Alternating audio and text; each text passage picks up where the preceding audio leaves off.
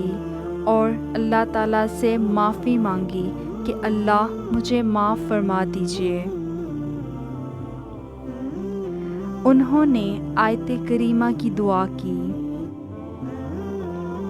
لا الہ الا انت سبحانک انی کنت من الظالمین۔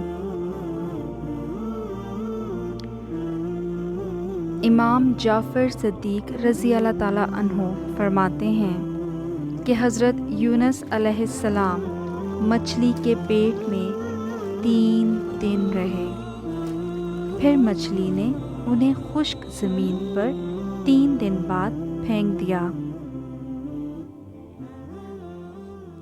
پھر حضرت یونس علیہ السلام کو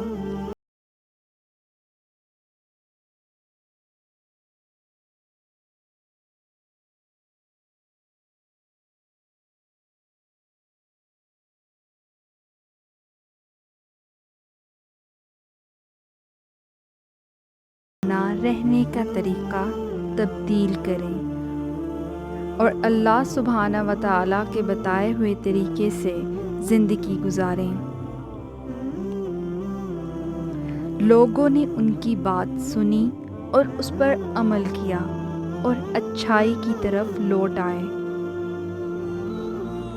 اللہ تعالیٰ نے ان سبھی کو جو ایمان لائے معاف فرما دیا۔ تب سے حضرت یونس علیہ السلام کو ایک رحم دل پیغمبر کی حیثیت سے جانا جاتا ہے۔ حضرت یونس علیہ السلام کی کہانی سے ہمیں یہ سبق ملتا ہے کہ ہمیشہ اللہ تعالیٰ پر یقین رکھیں اور اللہ سبحانہ و تعالیٰ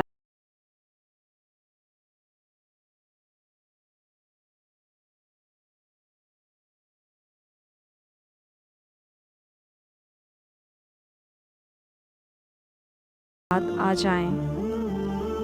یہ یاد رکھیں اللہ تعالیٰ مشکل اوقات میں آپ کے ساتھ ہے اور اللہ تعالیٰ ہمیشہ آپ کی رہنمائی کرتے رہیں گے۔